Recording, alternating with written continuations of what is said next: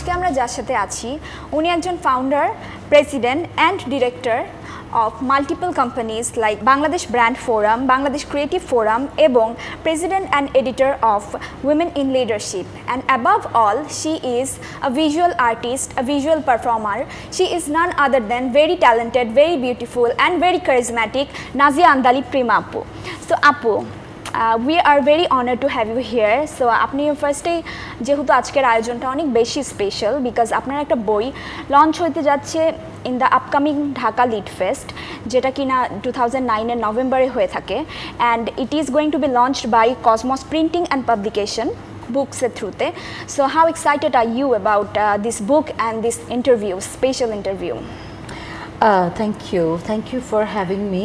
In fact, it's a very exciting moment for me because anything that I do, as you were introducing me, that I'm doing multiple things, but সব কিছু ছাপিয়ে আমি মনে করি যে আমার artistic যে অ্যাবিলিটি অ্যান্ড ক্রিয়েটিভ যে প্রসেস সেটাই আমার জন্য মুখ্য, এবং দ্যাট ইজ অ্যাকচুয়ালি আমার জীবনের the biggest passion that I hold for.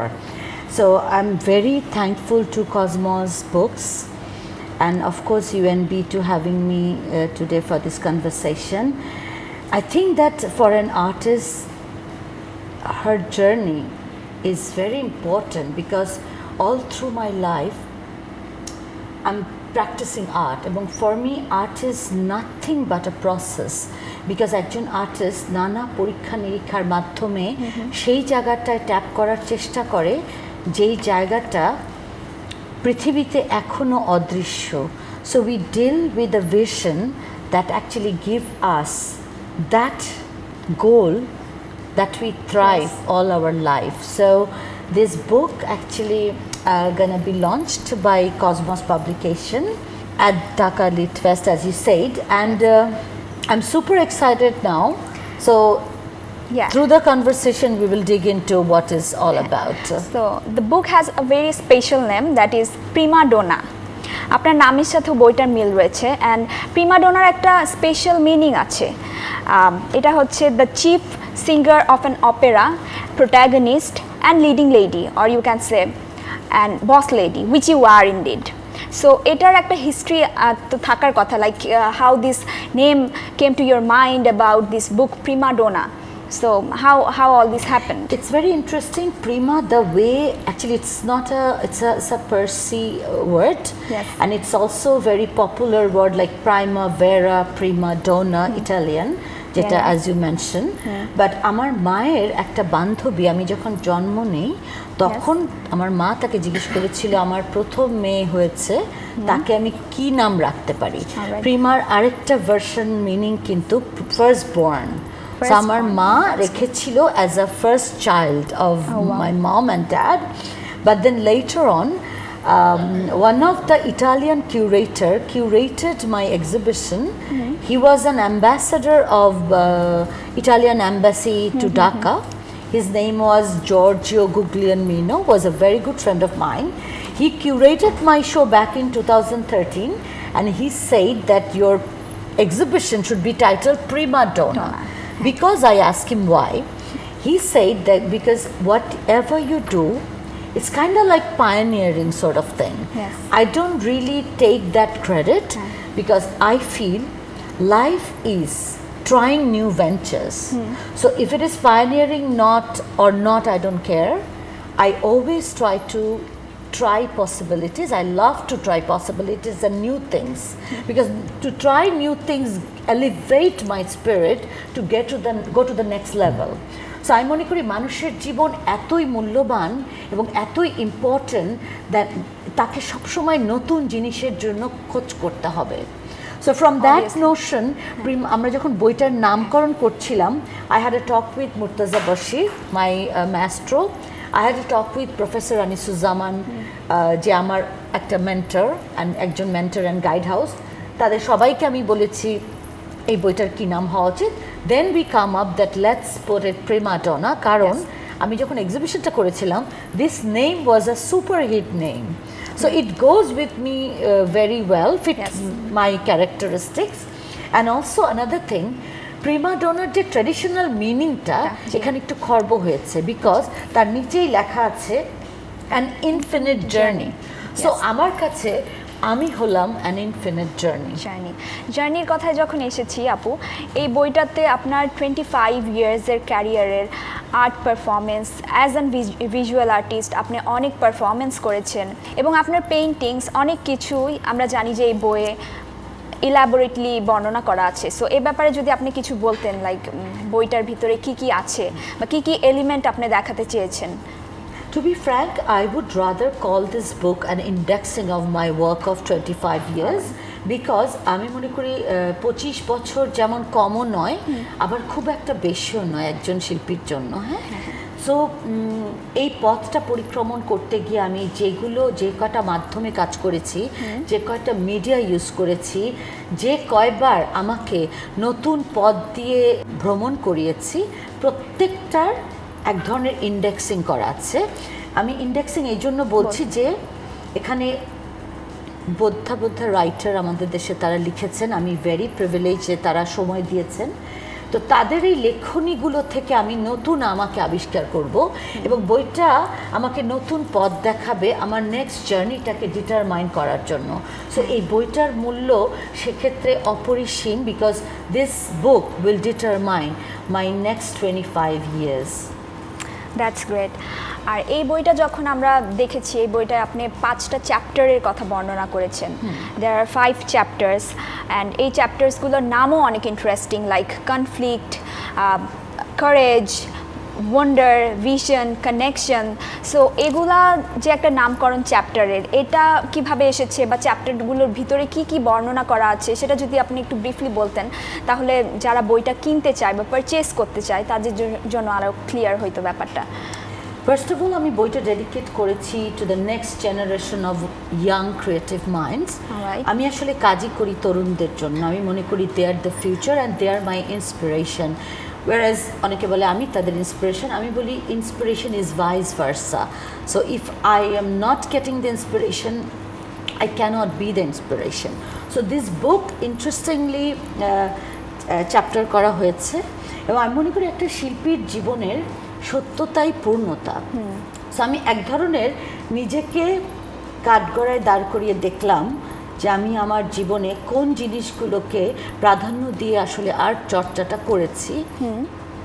তার মধ্যে আমি যখন রিফ্লেক্ট করলাম, I have seen that I was conflicted at one level. At one point, I was determined to work with women and give them the vision. That's why I launched Women in Leadership as well. So there is a chapter called Vision, যেখানে মেয়েদেরকে নিয়ে কাজ আছে। ওইটা একটা face ছিল আমার। আরেকটা ফেস ছিল কারেজ, যেখানে actually I went to new media art, যেখানে ডিজিটাল আর্ট, ইনস্টলেশন, এই ধরনের আর্টগুলো বাংলাদেশে ওই সময় খুব কম হচ্ছিল, এখন অনেক হচ্ছে চর্চা। So I got the courage to do it because I was hugely travelled all over the world, and I saw that how important to practise new media. And then comes a chapter call wonder. Wonder হলো একজন শিল্পীর জন্য, wonder is a very important magical word, because আমরা যতক্ষণ না বিস্ময়ান্বিত হব, বিস্ময় না থাকলে কিছু কখনো ক্রিয়েট করা যায় না। সো আমি অ্যাজ আ পার্সন খুব একটু শিশুর মতো, বিকজ আমি অলওয়েজ খুব বিস্ময়ান্বিত কিছু দেখেই। আমার মনে হয় যে এটা অ্যামেজিং, তো ওটাই আমাকে ইন্সপায়ার করে to create more. And then Connection is the last chapter where I start performance art in 2009 professionally.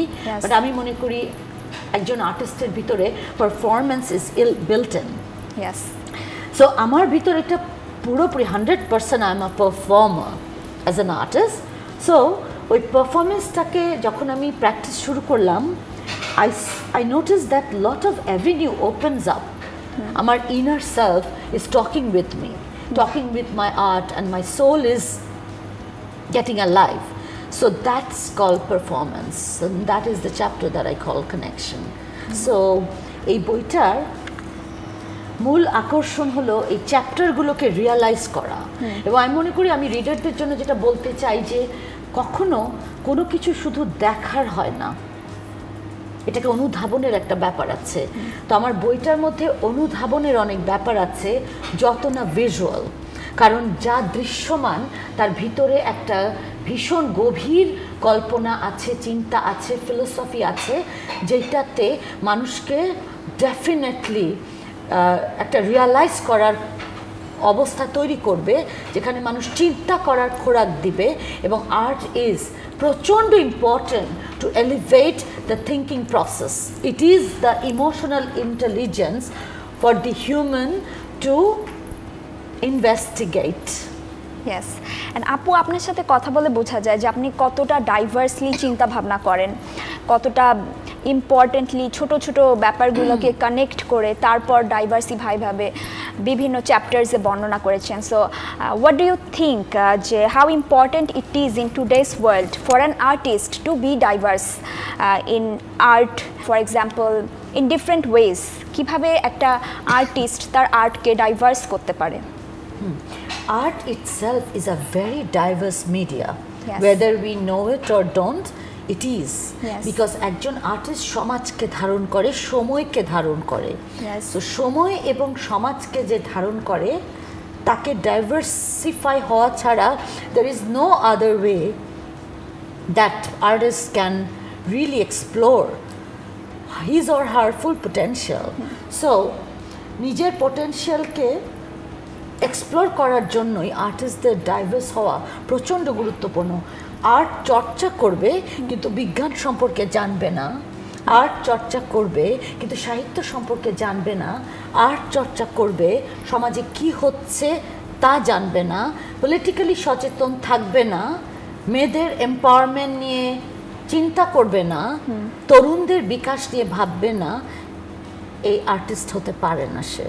So diversification is the মূল মন্ত্র of an artist to focus on his own work, to create new possibility for the next generation and the world for that matter.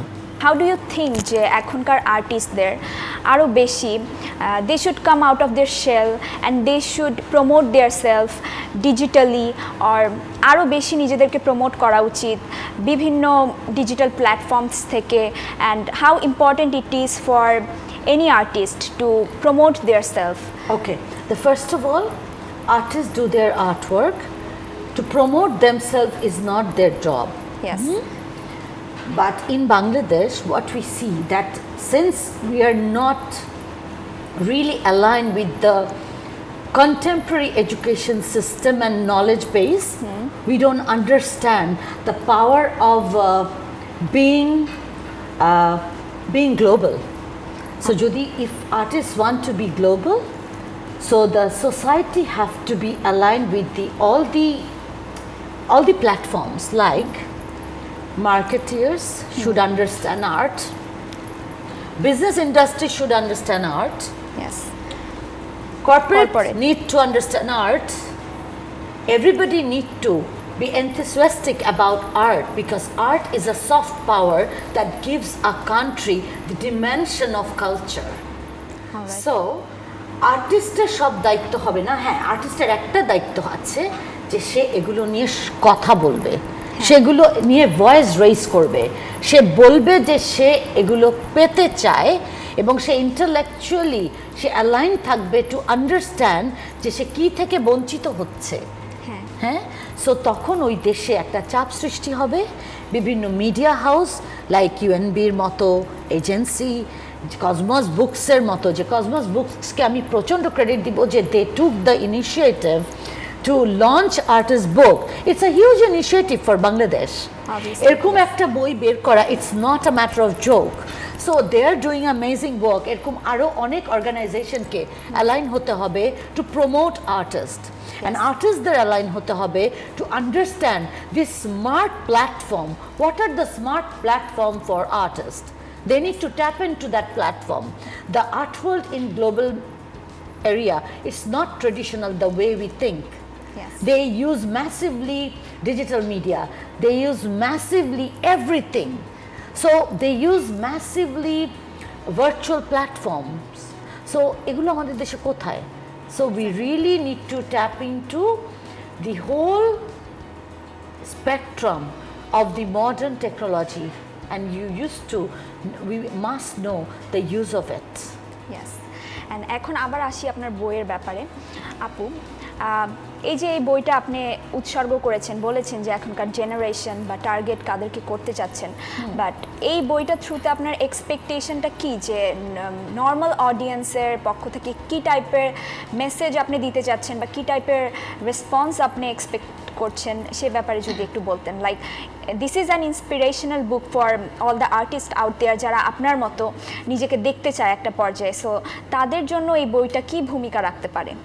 তাদের জন্য একটা inspiration তো হতেই পারে, এবং আমি যেটা বলতে চাই, প্লিজ প্লিজ প্লিজ স্পেশালি ইয়াংদের, I have passed my life in a very very deeper way, yeah, so all that you do, that you are passionate about, whatever it is art, it's business, branding, whatever you do, singer, you have to be super passionate যে nobody can surpass your passion.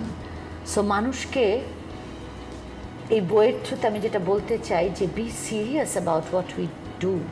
If you are serious, the whole cosmos, whole universe actually help করে সেই মানুষকে to go further. আমরা যত বড় বড় artist দেখেছি, from Picasso, van গগ, Sultan, Zainul, name them, তাদের প্যাশন অ্যান্ড ডেডিকেশন তাদেরকে থামিয়ে রাখতে পারেনি। হ্যাঁ, সো এই বইটাতে আমার ওই প্যাশন অ্যান্ড ডেডিকেশনের একটা রিফ্লেকশন মাত্র, বাকি যা আছে তা তো আমি তুলে ধরতেই পারিনি এখনো, that is inside me. So next time we'll do more about it.